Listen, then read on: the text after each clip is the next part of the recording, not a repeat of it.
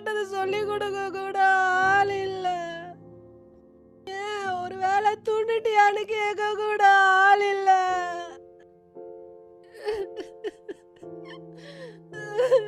ஏமே ஒருவேளை என் அப்பா அம்மா இருந்திருந்தா இந்த நிலைமை வந்திருக்காதுல்ல.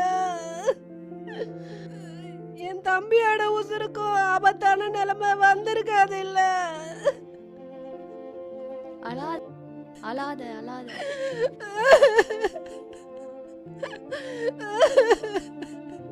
இதெல்லாம் பார்க்கறதுக்கான உயிரோட இருக்கணுமா ஐயோ இன்னும்? அக்கா அழாதக்கா. உன் அழுகைக்கு பின்னாடி இருக்க வலியும் வேதனையும் இப்ப எனக்கு புரியுதுக்கா. ஆனாலும் நீ அழாதன்னு சொல்றதுக்கு என்கிட்ட ஒரு நம்பிக்கை இருக்குக்கா, ஒரு காரணம் இருக்குக்கா. உனக்கும் ஒரு நம்பிக்கை இருக்கு. நான் ஒரு வேளை சாப்பிட்டனான்னு கேட்க கூட யாருமே இல்லைன்னு சொன்னியே. எப்பவுமே உன்னை பத்தியே நினைச்சிட்டு இருக்க ஒருத்தர் இருக்காருக்கா. என்னம்மா சொல்ற? என்னை பத்தி நினைக்கிறதுக்கு ஒருத்தர் ம். இருக்காரா?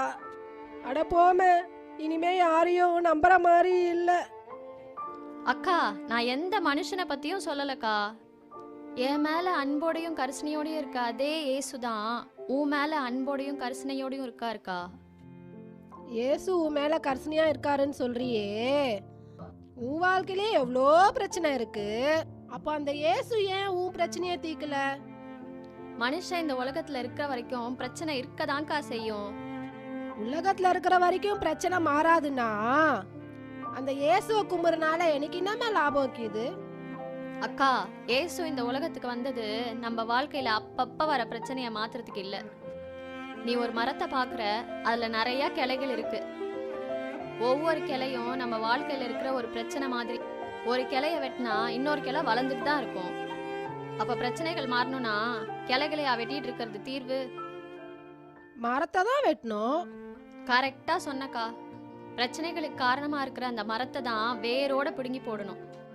என்னோட எல்லா பிரச்சனைகளுக்கான காரணம் என் பாவம் தான்றதையும் ஏசு மட்டும்தான் அதுக்கு நிரந்தர தீர்வுன்றதையும் நான் என் வாழ்க்கையில அனுபவிச்சிருக்கேன்க்கா.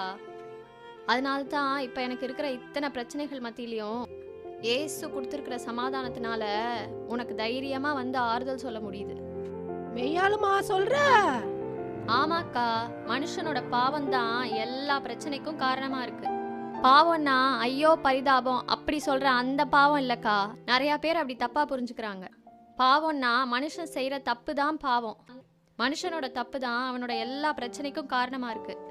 அவன் தான் எல்லா பிரச்சனைக்கும் காரணம்னா நான் எந்த தப்புமே பண்ணலையே.